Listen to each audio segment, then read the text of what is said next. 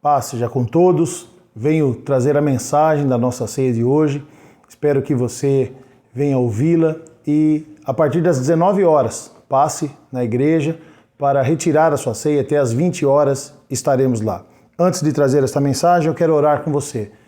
Peço a Deus que nos ilumine, peço a Deus que nos dê sabedoria para que a gente possa entender aquilo que Ele está tratando ao nosso coração antes de cearmos. Hoje é um dia muito importante para a igreja, principalmente nos momentos atuais que estamos vivendo. Se você puder, mesmo sendo uma gravação, mesmo sendo vídeo, você pode fechar os seus olhos e pensar em Deus. Senhor nosso Deus, o que eu peço a Ti, Senhor, é a direção, a orientação da Tua palavra. Pai, o Senhor sabe o que foi colocado em meu coração para que fosse transmitido ao Teu povo, Pai, a Tua igreja. São, Pai, muitas pessoas que estão ouvindo esta mensagem e precisam, Senhor, refletir sobre o tema proposto, Pai. Eu peço que o Senhor esteja nos abençoando e, através do Teu Espírito Santo, nos fortalecendo na fé, Pai. É isso que eu busco em Ti, Jesus. Amém. Amém, amados? O texto que eu quero compartilhar com você está na primeira carta do apóstolo João, no seu capítulo 2, do versículo 18 a 19. Como você vê no tema da nossa mensagem de hoje, eu quero falar sobre o cenário atual, aquilo que estamos vivendo, e a Bíblia, ela nos dá uma direção falando dos anticristos. Então o texto de 1 João, capítulo 2, versículos 18 e 19 diz assim: Filhinhos, já é a última hora, e como ouvistes que vem o anticristo, também agora muitos anticristos têm surgido, pelo que conhecemos que é a última hora. Eles saíram do nosso meio, entretanto não eram do nosso, porque se tivessem sido dos nossos, teriam permanecido conosco. Todavia, eles se foram para que ficasse manifesto que nenhum deles é dos nossos. Quero iniciar esta mensagem com uma palavra muito forte, uma orientação para a tua vida. Eu quero dizer para você que a igreja não está sendo perseguida. Nós temos ouvido muito nesses tempos em que existem os decretos que estão fechando a igreja, existem as manifestações, e muitas pessoas têm dizendo, nossa, estão perseguindo a igreja e nós não estamos fazendo nada. A frase ela tem dois pontos. O nós não estamos fazendo nada pode até ser, mas o que a igreja está sendo perseguida não é uma realidade. Por que a igreja perseguida não é uma realidade? Porque a igreja perseguida, ela tem uma peculiaridade. A igreja perseguida, ela cresce e se fortalece. Todas as vezes que a igreja sofreu uma perseguição, a igreja se fortaleceu. Tertuliano, um romano, filho de um centurião, convertido ao cristianismo, ele é o primeiro e talvez um dos maiores autores cristãos. E entre a sua obra mais famosa está Apologéticos. E na sua obra, Tertuliano afirma, o sangue dos mártires é a semente da igreja. Essa é a tradução mais liberal do texto, porque se nós formos fazer uma tradução literal do texto que está em latim, ele diz assim, nós multiplicamos quando vocês nos colhem. O sangue do cristão é uma semente. Tertuliano, que participou da igreja nos seus primórdios e pôde escrever, e a gente vê os textos de Romanos, e a gente vê a história da igreja durante o tempo, a igreja que sempre passou por tentativas de extermínio. A Bíblia é um livro que tentou muitas vezes ser destruído, nunca foi possível. Por quê? Porque todas as vezes que se perseguiu a igreja cresceu. Todas as vezes que perseguiu a igreja, ela se fortaleceu. Jesus diz que quando uma semente é lançada na terra, ela morre, mas dá uma nova árvore, dá uma árvore ainda muito mais forte. A igreja também, como diz Tertuliano, a igreja é uma semente. E todas as vezes que ela é massacrada, todas as vezes que ela tenta ser destruída, ela desabrocha e nasce ainda mais forte. Bom, diante dessas afirmações, eu pergunto para você, diante disso que você ouviu, de que a igreja se fortalece durante a perseguição, eu pergunto para você, estamos sendo perseguidos? Você crê que a igreja atual é uma igreja perseguida? diante do estudo de que sempre cresce, sempre se fortalece. Hoje nós temos uma igreja forte e essa mensagem não é para a nossa igreja. Não estou falando da Quadrangular do Jardim Santa Helena, estou falando da igreja de Cristo. A mensagem, nós não pregamos uma mensagem individualizada.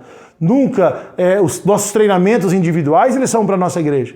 Mas as mensagens são para a igreja de Cristo. Principalmente quando nós proporcionamos esta mensagem na rede social, onde muitas pessoas vão ouvir.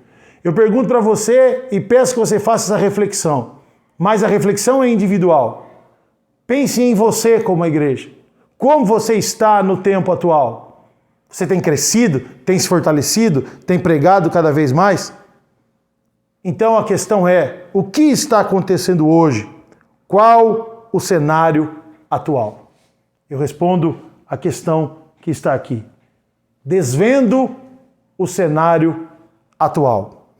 O versículo 18 que nós lemos diz que um dia haverá o anticristo, que é aquele que virá governar durante a grande tribulação, após o arrebatamento. Esse ainda não é o tempo do anticristo.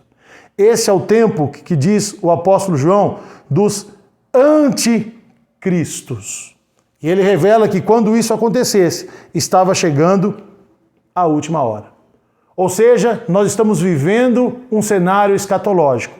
Nós estamos vivendo um cenário dos últimos tempos. Jesus Cristo está voltando para resgatar a tua igreja. E os sinais estão estabelecidos.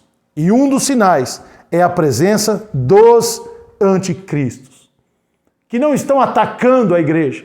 Não são pessoas de fora, todo mundo está preocupado com os que estão de fora, estão querendo destruir a igreja, mas o versículo 19 diz assim, eles saíram do nosso meio, mas não eram nossos. Ou seja, os anticristos que estão batalhando contra Cristo, eles estão trabalhando para enfraquecer a igreja. Está trabalhando para que a igreja de Cristo, aqueles que pregam o evangelho de Cristo, se enfraqueçam. Que o nome de Jesus Cristo seja apagado da nossa memória, que o nome de Jesus Cristo seja apagado da nossa história. O nome de Jesus, nos tempos atuais, não está sendo combatido, está sendo apagado, está sendo esmaecido.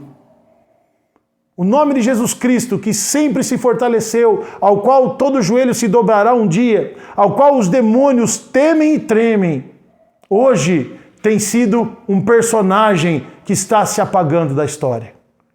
Os anticristos, aqueles que se levantam e deviam pregar o evangelho, e deviam levar o nome de Jesus, estão fazendo com que o nome dele desapareça. A mídia, a imprensa, o mundo todo, os governantes, na sua grande maioria, estão tentando apagar o nome de Cristo. Estão tentando destruir.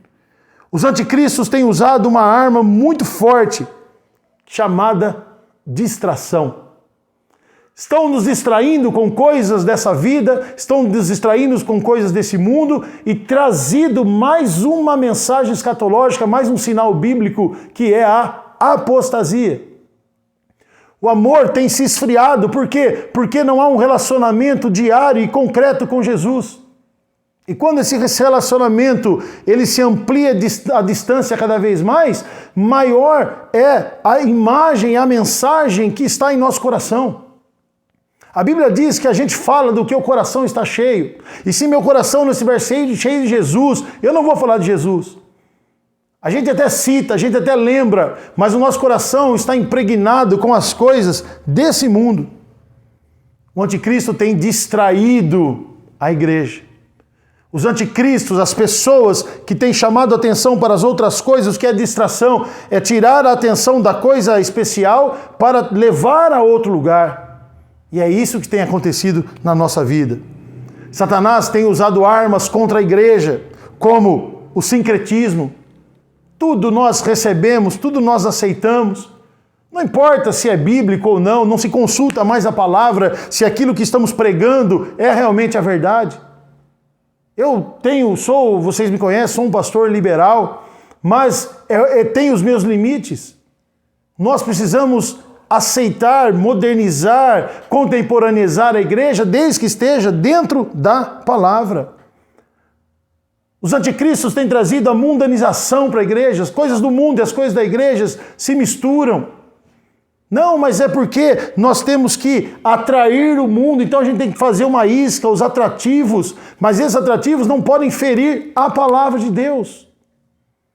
Nós abrimos mão, não podemos abrir mão da santificação, não podemos abrir mão da nossa fé.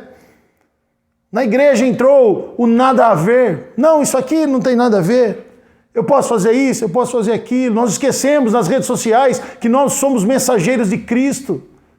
Nós não estamos aqui para divulgar o mundo. Ninguém tem nada contra que você apresente a tua família, que você desfrute das suas férias. Mas cuidado com o que posta, cuidado com o que escreve. Você é o representante de Cristo na terra. Não, mas isso aqui não tem nada a ver. Isto é a distração. Isto é a apostasia. Nós temos que nos modernizar. A igreja, ela sempre acompanhou o seu tempo, mas ela não pode deixar que o mundo entre dentro dela. Nós vemos os anticristos, como disse o texto, daqueles que surgiram entre nós, os desigrejados, aqueles que não precisam de igreja, que não precisam de comunhão, que não precisam de um pastor, que não precisam ouvir a voz de um pastor. Isso traz distração. Eu criei uma palavra para trazer para vocês, é uma palavra que eu nunca ouvi, mas eu escrevi. Eu disse assim: a desigrejação, a igreja fechada e a forma como que os seus membros estão se portando com a igreja fechada. E eu li algo na internet que tocou fundo no meu coração e eu anotei para trazer para vocês hoje. Alguém disse assim, eu não sei dizer quem foi, porque eu li e não me ative a quem depois passou e eu não consegui pegar, mas estava escrito assim: precisaram fechar as igrejas para entendermos que não estávamos aprendendo a ser igreja fora dela. Quando as igrejas se fecham e nós não temos mais elas, nós ficamos brigando para que abra a igreja, porque eu não estou conseguindo ser igreja. Amados, nós estávamos treinando, nós estávamos aprendendo, Deus estava mostrando para nós que esse era o caminho. Quando nós começamos com a visão celular, quando nós começamos a formar líderes, quando começamos a dizer para você que era importante o próximo. Há 4 anos, ontem eu reproduzi uma mensagem do Facebook que retornou a mim. Há 4 anos eu disse: se nós não aprendemos a cuidar de um, nós não seremos pai de multidões. O recado estava sendo dado para a igreja e ela precisou fechar para a gente ficar, para algumas pessoas, obviamente estou generalizando, ficar perdido. Mas nós aprendemos a ser igreja fora do templo. Nós sentimos falta do templo, nós queremos a comunhão, mas isso não pode enfraquecer, não pode distrair a igreja. Jesus está sendo tirado das escolas. Jesus está sendo tirado da história. Nós vimos outro dia uma professora colocando algo e buscando a aprovação para que o depois de Cristo, né, as 2 eras, antes e depois de Cristo, se tornassem depois da era moderna, ou antes da era moderna. Nós vemos a escola, as pessoas lutando por uma escola sem partido, sem religião, onde não se ora mais, onde não se fala mais o nome de Jesus. Isso é perseguição? Não, isso é distração. Eles não estão querendo, porque quanto mais eu persigo, mais eu exalto o nome de Jesus. Mas quando eu não falo dele, quando eu escondo o nome dele, eu estou fazendo com que as pessoas se esqueçam do poder. É interessante que esses dias o Google, ele no feriado de Páscoa, todo dia é uma data que se comemora alguma coisa. Todas as vezes o Google faz a homenagem a esse dia. Então é dia das mães, é dia dos pais, é dia da árvore, é dia do índio, é proclamação da independência, é aniversário do escritor tal. Sempre tem uma comemoração. No domingo de Páscoa, o Google não fez nenhuma referência à Páscoa. Nenhuma referência. Por que isso, amados? Porque os anticristos querem apagar o nome de Jesus, não só da nossa mente, mas também do nosso coração. Jesus está sendo apagado da nossa vida e nós estamos, às vezes, aceitando passivamente. Passivamente estamos aceitando. Pense comigo. E essa é uma pergunta que eu faço individualmente a você. O quanto Jesus e o seu chamado têm feito parte da sua vida? O quanto Jesus tem ocupado no seu coração e feito parte das suas vidas? Quer que eu lhe dê uma direção? Quantas noites de sono você perdeu porque estava com raiva de alguém? Quantas noites de sono você perdeu porque estava preocupado com suas dívidas, com a sua vida familiar, com a sua família, com algumas enfermidades? E faço a pergunta: quantas noites de sono você perdeu porque não estava cumprindo o chamado de Jesus na sua vida? E isso pode implicar na sua salvação. A palavra de Deus diz que quem perder esta vida a favor de Jesus alcançará a eterna. As nossas ocupações, os nossos pensamentos estão apagando Jesus da nossa vida. Não estar indo ao templo está apagando Jesus da nossa vida. E nós precisamos buscar isso. E às vezes as pessoas não estão conseguindo e vão culpar o seu líder, o seu pastor. Ah, porque não tem cuidado de mim? Queridos, você já entendeu. Se você não entendeu, nós estamos aptos a lhe ensinar, a lhe mostrar o caminho. Nós não somos o caminho, nós mostramos o caminho. O caminho é Jesus. Se ele não está ocupando a parte que lhe cabe na sua vida, tem coisas erradas, ele está sendo apagado. Mas a Bíblia diz que nós seremos a luz do mundo.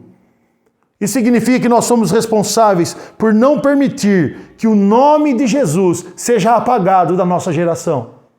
Nós somos a igreja de Cristo, que está iluminando. A palavra de Deus diz que não pode colocar uma luz em cima de um monte e escondê-la, porque ela vai brilhar.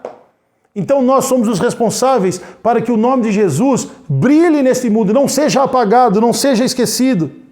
Jesus precisa estar presente em nossa vida, com sua obra, com seu testemunho. O texto que nós lemos no versículo 19: se fossem de nós, ficariam conosco. Se você é de Jesus, fica com Jesus. Jesus não é apagado da sua vida, não é substituído da sua vida. Você não está fraco porque a igreja está fechada, é porque você não tem buscado a Deus como ele deve ser buscado. Quando a igreja abrir, nós vamos estar em comunhão, vamos estar treinados, vamos estar preparados. E hoje é um dia especial. Hoje é um dia especial para você fazer algo. Por isso que eu estou dizendo. 1 Coríntios, capítulo 11, versículo 26, quando o apóstolo Paulo fala sobre a ceia, ele encerra dizendo assim: porque todas as vezes que comerdes deste pão e beberdes desse cálice, anunciais a morte do Senhor até que ele venha. Sabe por que nós ceiamos? Sabe por que mesmo a igreja estando fechada, nós abrimos um hiato hoje e servimos a ceia? Muitas pessoas criticam. Não, tem que estar todo mundo junto se não é ceia, se não fizer isso não é ceia. Não, seja da forma que for, nós vamos anunciar que Jesus Cristo está vivo. Nós não vamos deixar, a nossa parte nós faremos, de que Jesus veio e para salvar o mundo. E nós não vamos deixar ele se apagar em nosso coração, porque nós não somos anticristos. Eles estão agindo nessa geração. E a igreja é a luz, é o sal que tem que combatê-lo.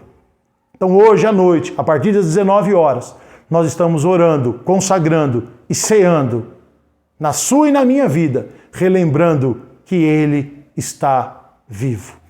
Que ele morreu um dia, ressuscitou, como nós pregamos no domingo passado, e ele é o Salvador das nossas almas.